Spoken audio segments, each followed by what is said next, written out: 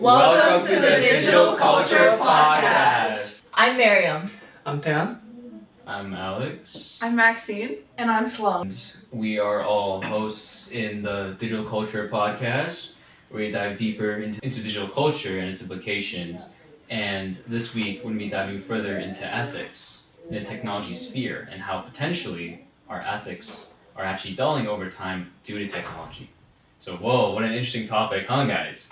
If we look I'm excited. If we look within the past couple of decades, our lives have completely changed when it comes to the integration of technology. When looking at technological advancements, people are quick to look at the hard impacts of how it affects our society. So kind of like changes in health risks, environment risks, or even like safety risks. But it's rare to see people who dive deeper into the soft impacts of technology. So this is kind of the things that are right below the visible surface level. So this is stuff like social practices, personal identities, or even like moral norms.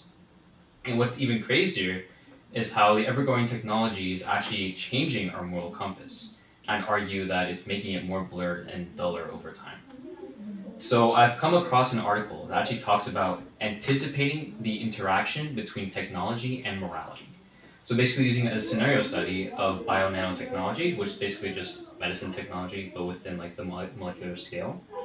And the article brings awareness to the moral implications of the ever-evolving technological devices used for drug distribution, and more importantly, the moral implications of human experimentation.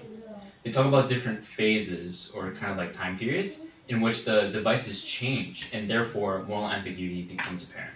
So if we look at like our current time period, we're already seeing cases of like medicine and prescriptions being done virtually, like all at the comforts of our own home, where we can just go on a Zoom call with our doctor and they'll just prescribe us then and there with the specific medication or procedures to be done. Yeah. And there's even like personal medical tests that people can do, where kind of like pregnancy tests, apps that can like record heart rate, or even like a home glucose monitor, which are mostly the common ones. So the data from these devices don't get proper medical attention, which just means that like when users get a result from them which is like not good or not ideal for them, it can actually cause like harm. It might cause them confusion, or they might even impulsively make a bad decision. So that's where a whole new kind of ethical side comes into play, where like because of doctors not being able to like filter the prescriptions or what these devices say, it can cause like more harm for the people. Yeah, the For patient. the Yeah. patients, right? And with this path, we can actually see like other corporations outside of medical like facilities create devices for users that track various data from their bodies. So as I've said before, like the heart rate monitor, or even like with an Apple Watch, it might like track their sleep or something like that. Yeah. And when it comes to the future of medicine, like we might just be seeing devices that calculate data and then automatically give them the prescription of the appropriate drugs just at that time point when the data was recorded. And it kind of shows how we are improving agency, like with proper drug intervention. So instead of like patients struggling with getting the proper drugs that they need at the specific time, they're just able to get it immediately. But the thing is, what about the moral effect of like human experimentation from devices calculating your data? Yeah. Or of bodily integrity of all these drugs being placed based on the computer, or of even like self-regulation. All of these things, they just shift over time. And the thing is, like, the bar would just become higher, and people would just become more blind to trusting technology and influential corporations. And the new norm will just become something we never really expect to see like in the past. Well, what do you think, TK? So like for me, it's like after hearing Alex talk, I'm more, want to talk about something different, like the tech industry itself is charging our, senses of what's the right and what's the wrong, like often without even noticing it, which is the first one is like AI growing is really fast, and we tend to like trust is getting slow. I took more in like that into the artificial intelligence and industrial analyst, and their like main point was, AI is adapting is exploded to across the whole industry, but public trust is not growing with it. Like the speed is like AI's generations, like their speed like getting improved really really fast, but the trust is not growing, you know, fast to catching up to that. So companies like putting like AIs in everything, like literally for everything, like healthcare, financial improvements, like approvals, public safety, and even the like hiring process. I heard the articles. They're first they have like so many resumes, so they can make sure like every resume they follow their rubrics, like some words. So if there's no words, they did not select as the first interview or something. And this like of course like highlights that like speed of AI expansion is like massive and outspaced by developing the ethical guidelines. So like basically the tech sprinting ahead while ethical is like jogging slowly behind them, like. So like over the year this has like quietly happens a lot. What the people thinks is like not really like acceptable. It's not because it's ethical. It's more about the we rely on the AI. Because they become like more routines in our life. And following that, like they went to like ethics one rather than smart one, in my own word. Um, it's like their research is showing the biggest factor it consumer trust isn't just performing accurately. It's like a transparency. It's not a speed. It's not an intelligency. It's like more transparency. Um, it's more telling why the algorithm recommending something and how the model is trained and what's the data is collected, um, whether it has the bias, and it's make the one things like super clear over the years, and definitions of ethical technology has been shifted from what the tech does to how does honest the company is about, how's the company honest that the company was about it. So ethical responses is basically to become the business strategies, which is like become ironic. Capitalism is accidentally forcing the companies behave more morally, and because the trust is not effective revenues, and so that's become the leading the issues. A lot of companies those and cut the corners, and when they're due and directly, you know probably more like moral like expectations are getting like changed. So for me, like in conclusions are so when there are people talking about the moral ambiguity causing by technologies, it's just not it's just not about like algorithms and influencing individuals. It's like about like corporations shaping the ethical their own landscapes. So it's come up with the questions: how much the transparency is enough, and what's the level of the bias is acceptable, and how fast is too fast to realize release the model like new model of the AI, and who is like having a responsibilities of the when the things gets wrong, like everyone using their AI, and it's like their responsibilities become more ambiguous. So over the year, like AI keep growing, and companies like keep pushing their boundaries more and more like recently. Wow, so those were some interesting points there. So anyway, I'm Maxine, and I want to take everything that Alex and TK just said and move into how all of these shifting morals actually show up in our everyday lives, like how we treat social movements, how capitalism works, and how weirdly normal massive data collection has become. So, honestly, the thing that keeps coming up in all of the sources that I found is the idea that technology doesn't just influence our morals anymore, it kind of sets the stage for them. Like, it tells us what to care about, how long to care about it, and what side of an issue we're supposed to be on.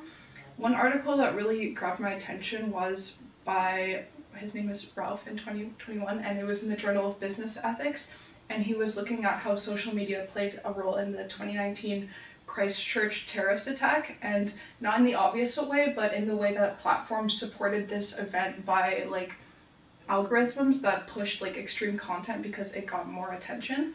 So when I read that, I was like, wow, that's crazy, because obviously it shows how morality and capitalism get tangled together, and platforms don't promote harmful content because they're evil. They promote it because it's profitable and it gets more attention. So more engagement means more money. So suddenly what's moral online becomes whatever gets the most clicks, and that's kind of a scary system to define our ethical standards. So yeah. This also ties into how we react to social movements now, because everything becomes a trend. Like if a tragedy happens, everybody posts about it for 48 hours and then we move on. And not because we don't care, but because the algorithm has already served us something new to pay attention to.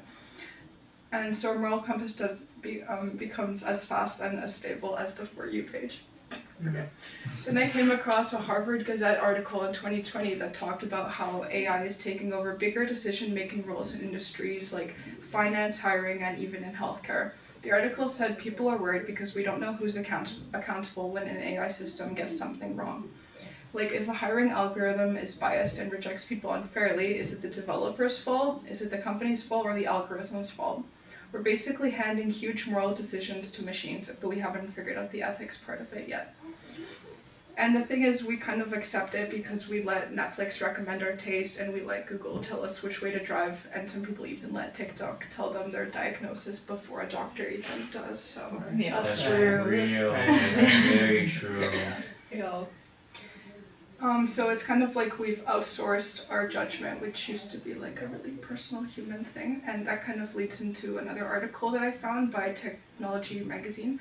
And it was about Elon Musk's XAI Grok 4, which was like a new AI search engine thing that he launched, but it went pretty badly because he ended up like launching it without publishing any proper safety or like transparency reports. So he basically was just like, whatever, let me publish this thing, and like they didn't like look over it, and like everybody like obviously like freaked out, and like people, experts from OpenAI and Harvard and other places were like saying that this was completely irresponsible of him, but the public like barely blinked and barely noticed when it happened because everyone was just like, oh wow, this is so cool, like new AI model. And that kind of shows just how much power big tech figures can have over our moral boundaries as well. Like if a random tech company skipped safety standards, we'd freak out, but when it's a celebrity figure, it becomes normal because we just assume they know what they're doing. And this is where I think that the whole changing morals thing gets real, because we've gotten so used to technology speeding ahead of ethics that we treat caution like an inconvenience, because we want the new features, faster systems, smarter AI, even if it means letting companies collect our data or test things before they're fully safe. And it's kind of like we've updated our moral standards sometimes to match the pace of tech instead of the other way around. What's happening right now is that morality isn't just responding to new technology, it's being rewritten by it. And a key article that helps explain this is The Rise of Tech Ethics by Stolteman and Mittelstadt. The authors argue that tech ethics has grown rapidly in the last decade as a response to rising concerns about the social and moral impacts of technology, especially artificial intelligence and large-scale data systems. They explain that the technologies today don't just perform tasks, they shape human behavior, and they influence decision-making, affect access to services, and even change how society defines what is right or acceptable. Because of that, the ethical questions can't be asked, and oh my gosh, sorry guys, I'm like kind of stressed right now. Ethical questions can't be an afterthought anymore. However, while the growth of tech ethics is a positive development, the authors also point out a major problem, that most tech ethics initiatives have little real power. Companies often create ethics frameworks, advisory boards, or mission statements, but these efforts rarely require them to change their products, structures, or business models at all. As the authors put it, tech ethics often ends up being voluntary, meaning that companies can choose when to follow it. There are usually no consequences to failing to do so, and ethical guidelines don't always make it into real engineering decisions in the end. So in other words, there's a big gap between talking about ethics and enforcing it in real systems that impact our society today. So what needs to change moving forward? In the article, they argued that the future of tech ethics needs to move in 3 key directions. And so the first one is closer connections to governance and policy. Ethical principles need legal, regulatory, or institutional support so companies can be held accountable instead of just kind of guessing what they think is right or wrong for their specific company. That can be really dangerous for everyone. So secondly, they need concrete implementation of technology development. So this means that ethics shouldn't just be written in reports. It should show up in design requirements, testing, transparency, and how the systems are evaluated. So that kind of goes back to when you were talking about Grok 4, if it's called that. They didn't really do any of that, and that's what caused the major issues. So that is a really good key point, I think, moving forward. And so third, just focus on real societal outcomes as well. The question shouldn't be, is the system ethical in theory, but does the system produce fair and beneficial results in real communities? So I think what you said about tech companies having more consequences for not taking morality seriously and ethics seriously in companies is really interesting. I want to link it back to the Neuralink and how Elon Musk kind of just created this and didn't think about the consequences, didn't think about how that would change morality. And also I want to talk about how if we tie our morals to the narratives of digital media and technology use, we provide power to those who have access to make those technologies. So let's say someone is born in a very wealthy environment and they have the education to make things like AI, things like the neural chip, things like Grok AI. That doesn't mean that they have the best intentions for humanity at heart. And so we have to be really mindful of that and take that into consideration that those who make these devices maybe don't have the best intentions for humanity at heart. That's a really good point. Yeah, it's Yeah. true, yeah. And then also, tying this historically, I want to talk about the Industrial Revolution and how we talked about that in class and how there was a big boom in machines.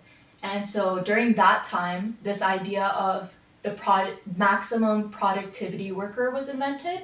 And still to this day, I feel like Microsoft, all these people, all these companies are pushing humans to just always grind all day, work 10-hour hours and Like Amazon. Efficient as possible. yeah, exactly. And so that was created because of the machine boom. This was not an idea before then. So I'm just thinking about right now we have AI and we have these technologies. What new ideas is that going to put into humans' heads? So for example, in class we talked about how people would change their interests and change their careers based on whatever industry was booming in their town. So let's say they have an interest in being an artist, but at the end of the day, they need to make ends meet, and the industry that's booming is fishing in their town.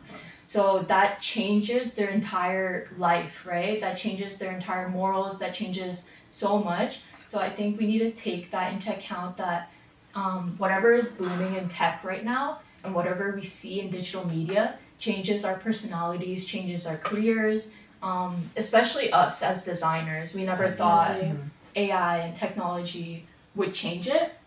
Yeah. And it's definitely influencing us as at our age too. We're Exactly. 19. AI has been with us basically all of high school. Mm-hmm. So by now we're so used to doing everything with it. Yeah. Exactly. It does. Sorry, that was a really bad point. No, It's that's exactly it. Yeah. Random. Yeah. Do you want to add anything? It's ruining our attention spans and Yeah, our comprehension for sure. skills. It definitely changed all of Gen Z as Yeah. a group. Yeah. I think. And the next generation. As a too. whole, yeah. Thank you so much for listening to us, and we hope you got the chance to enjoy this conversation about how changes in technology redirect our moral judgments, the implications of this change on society, digital culture, and personal identity. Feel free to browse our summary page for a deeper understanding. Thank you so much.